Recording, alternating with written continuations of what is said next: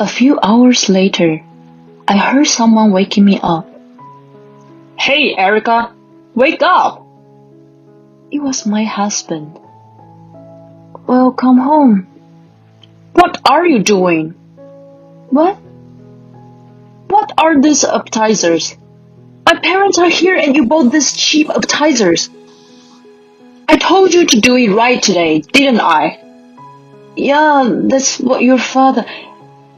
Now get up and start cooking. I'll throw this stuff away. Hey! My name is Erica. I'm a 28-year-old office worker. I have a boyfriend named Sean. I met him at a blind date and he made a fierce approach to me. He was kind and funny and I was immediately attracted to him. Then, a year after we started dating, he proposed to me. The answer, of course, was yes. I was so happy that I was going to marry the man I loved so much. My parents also liked him and congratulated us on our marriage. His parents were also very nice people, and I knew we would have a very happy marriage life. After that, the wedding and the honeymoon went well, and we started our new life. I was very happy and enjoying my new life with my husband. Then I got pregnant. On top of being happy, another wonderful event, and I felt the greatest happiness in my life.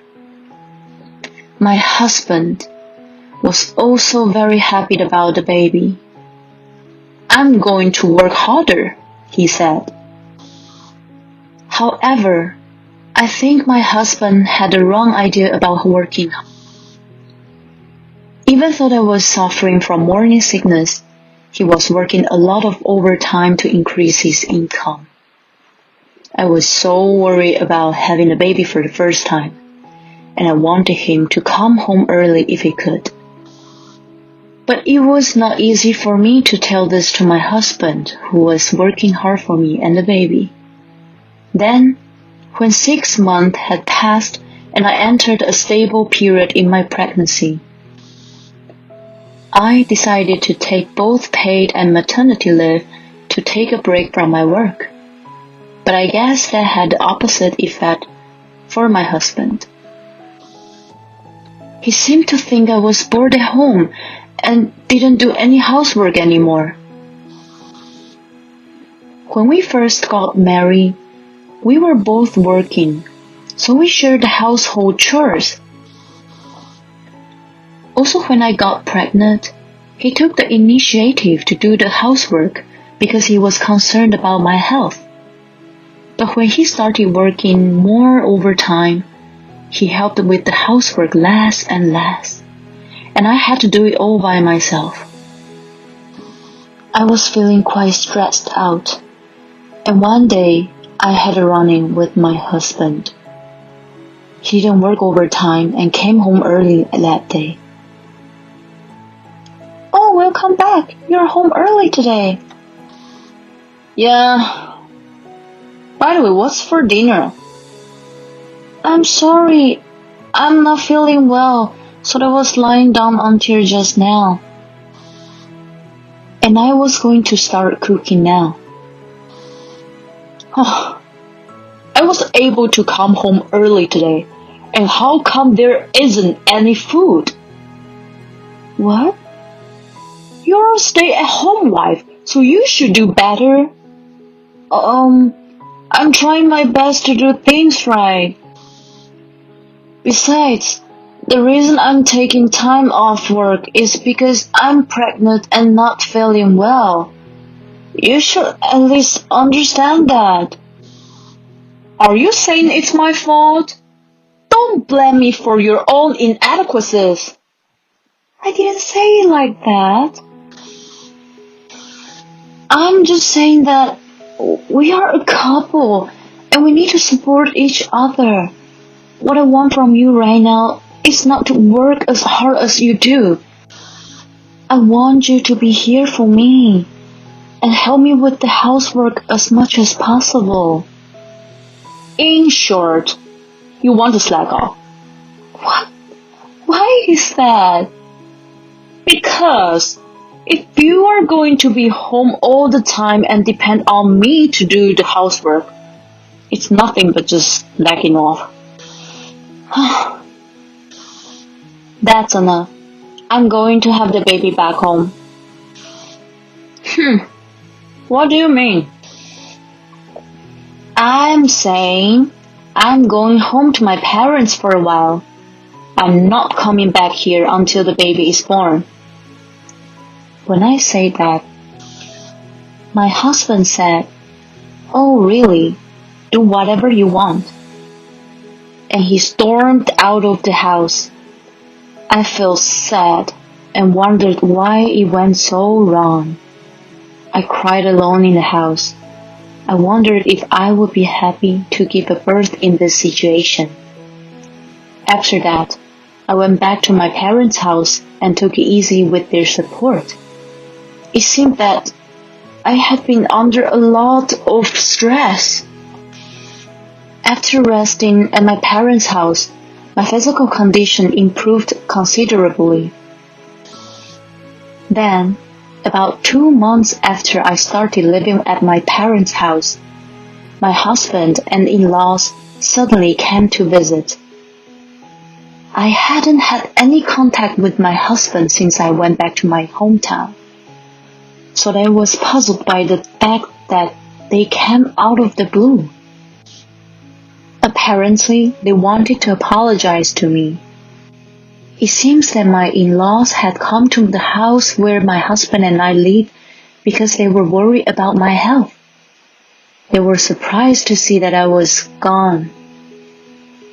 Then when they asked my husband what was going on there, he told them that I had gone back to my hometown after a fight.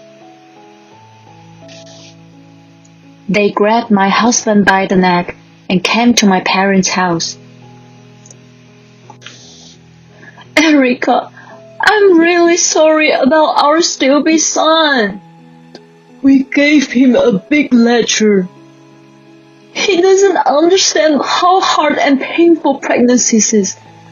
Come on, you apologize too. Erica, I'm sorry. My husband bowed his head saying apologize. It's okay. I'm sorry I got emotional too. And we were able to reconcile. My in-laws are really nice people. I don't know what would have happened if they hadn't come in to mediate this time. And then the baby was born, a healthy baby girl. My husband was very happy about the birth of our daughter. I took her with my back to the house where I lived with my husband. After maternity leave was over, I took a childcare leave and devoted myself to raising my baby. But taking care of the baby was harder than I had expected. My daughter cried a lot at night. Because of this, I could hardly sleep at night. I woke up in the morning exhausted, made lunch for my husband, and did housework. One day, I reached my limit. I fell asleep with my daughter while I was putting her to bed. It was already nighttime and my husband woke me up. "Oh, I'm sorry. I knew I was in trouble. I hadn't prepared anything for dinner. He might get angry at me like he did before." My husband gave me an annoyed look, but didn't get mad. He said, "Next Saturday, my parents are coming to celebrate the birth of the baby, so you better be on top of things then." I remembered that my mother-in-law had contacted me just before. "It's already coming up next week." I was concentrating on taking care of my baby, and the day of the celebration came in the blink of an eye. Well, I have to go to work in the morning. Okay. Make sure to prepare a decent meal for my parents, okay? Yes, I will. Although my husband don't get angry anymore. He still seems to underestimate the difficulties of taking care of a baby. After he left for work, my daughter had just fallen asleep and I was ready to start cooking.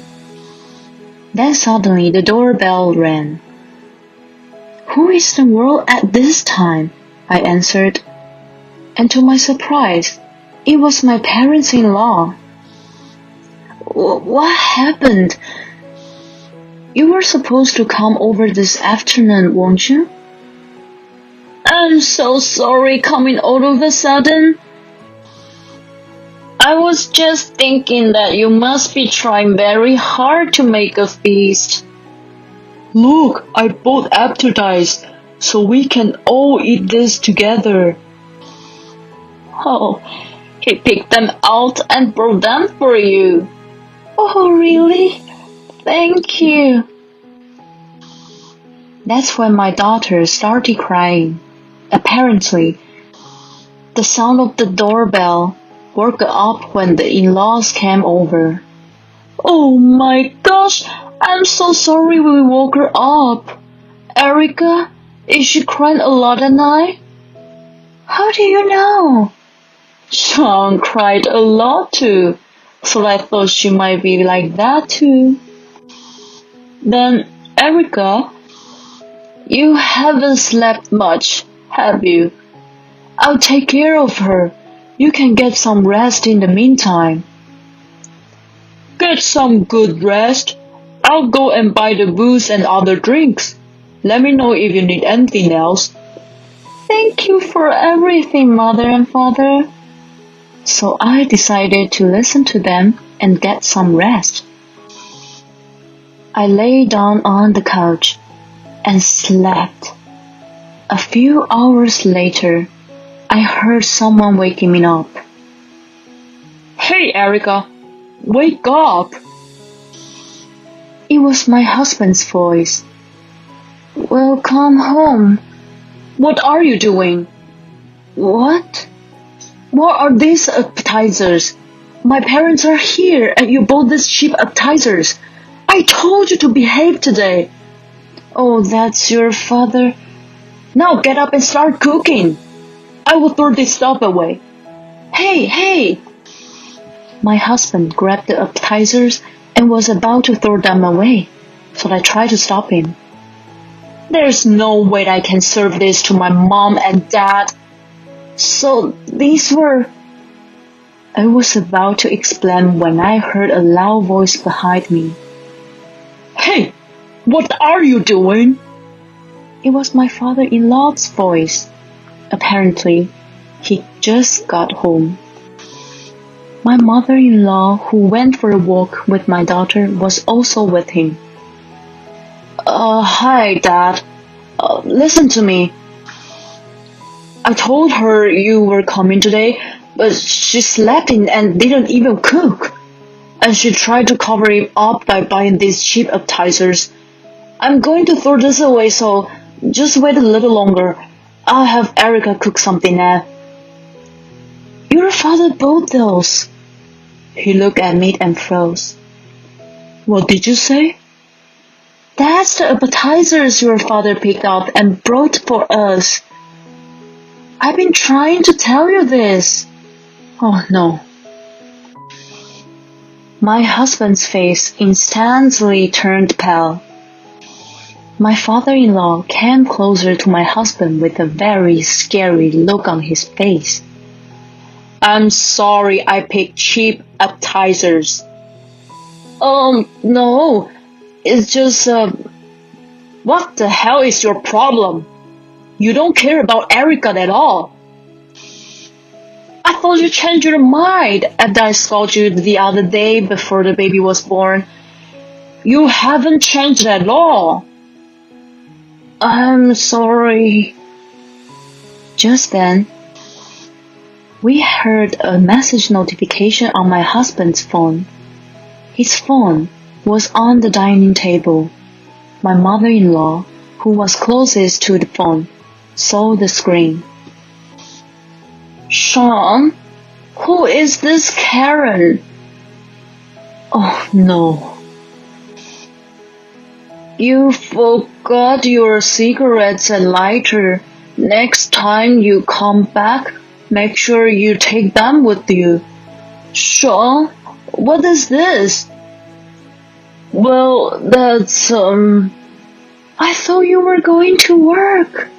Who is this woman? Karen? My husband seemed to realize he couldn't get away with it and confessed to the affair. You've got to be kidding me. My father-in-law's iron fist exploded on my husband. He got down on his knees and apologized to me in tears. Well, it was just a case of the devil getting the better of me. He tried to excuse himself, but I couldn't trust him anymore. I can't do this anymore. Please, let's divorce. Oh, no.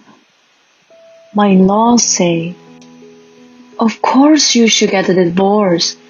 I'm sorry for all the trouble my stupid son has caused you. They apologized. I'll make him do whatever you want about the divorce. With that, my parents-in-law took my husband out of the house and went back to their house. Later, my parents-in-law came to my house with the divorce papers. They told me that they made my husband tell them about the affair. The adulterer was a junior employee of the same company. To my dismay, they had been having an affair since I was pregnant. He was not working overtime, but meeting secretly. I filed for alimony against my husband and the adulterer, and child support for my husband. Since my in-laws were with him, my husband could reject and agreed to my demands. So, we got divorced. My ex-husband was told by his parents that they would pick his rotten guts out. My ex-husband is forced to live a life of daily surveillance, going back and forth between work and home. Also, my ex-husband paid alimony direct to me, but my in-laws paid me a lump sum of child support money, which was a considerable amount. My ex-husband will have to pay back to his parents little by little. My in-laws also manage my ex-husband's salary and give him an allowance every month. It's a very inconvenient life, but it's all his fault. On the other hand, I returned to my parents' house, and with the help of my parents, I went back to work. My daughter has grown up so well, and she makes me happy with her cute smile every day. I will continue to work hard for her and take good care of her. Thank you for watching. Please subscribe to the channel if you like. See you next time.